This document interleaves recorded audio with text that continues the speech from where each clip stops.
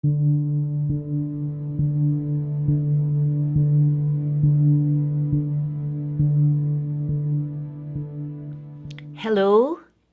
I'm Dr. Percidia Soriano-Cocos, an OB/GYN oncologist from the Philippines practicing at Adventist Medical Center, Manila. My key text is found in Psalms 121, verses 1 to 3. It says, I will lift up mine eyes unto the hills, from whence cometh my help? My help comes from the Lord, which made heaven and earth. He will not suffer thy foot to be moved. He that keepeth thee will not slumber. I have been practicing as an OB/GYN oncologist for 20 years now.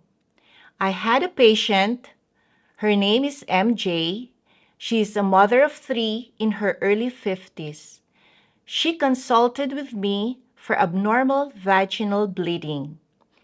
After doing a pelvic examination, I requested for a transvaginal ultrasound, which showed multiple myoma uteri and a thickened endometrium.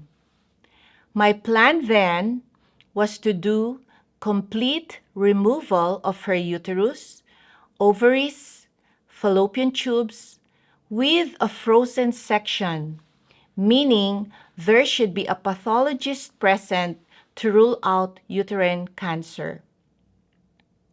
Part of the procedure is to collect peritoneal fluid to check for cancer cells.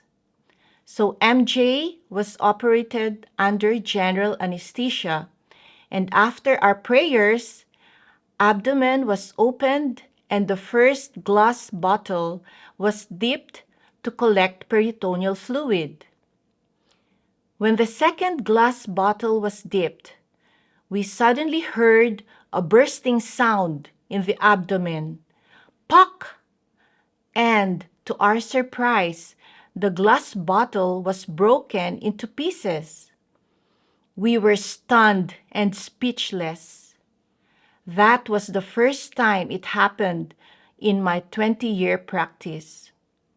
As a doctor, I know the possible consequences of this incident, both for my patient and for my practice.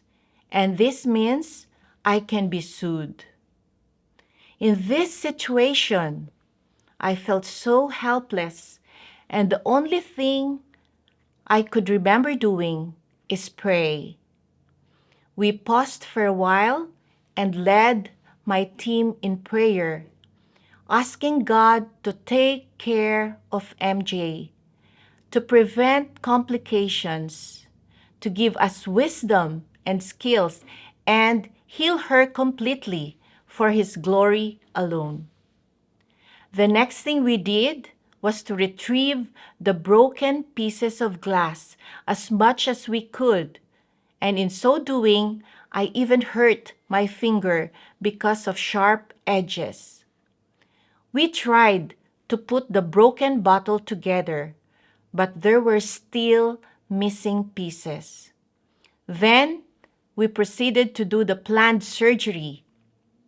In the end, I referred MJ to a surgeon just to make sure that the other organs were not injured by the broken glass. She was cleared by the surgeon and the abdomen was closed. That evening, I spent the night in prayer. The following day, when I made my rounds and MJ was fully awake, I had to explain the incident to her and her family. They just remained silent, without trace of anger on their faces. So I took her hand and invited them all to pray, telling them that only God can prevent untoward complications. She did well after that and was ready for discharge on the 4th day. But suddenly, MJ complained of severe abdominal pain. I checked on her, and it was indeed an acute abdomen. And so we had to reopen and to see what's wrong. The surgeon meticulously explored the whole abdomen for 6 long hours, and that was also 6 hours of unceasing prayers. But praise God, in the end, the surgeon didn't find anything wrong. That was a miracle. MJ stayed for another week and was discharged well. 1 year and 7 months have passed, and by God's grace and mercy, she's doing fine now. MJ became a friend.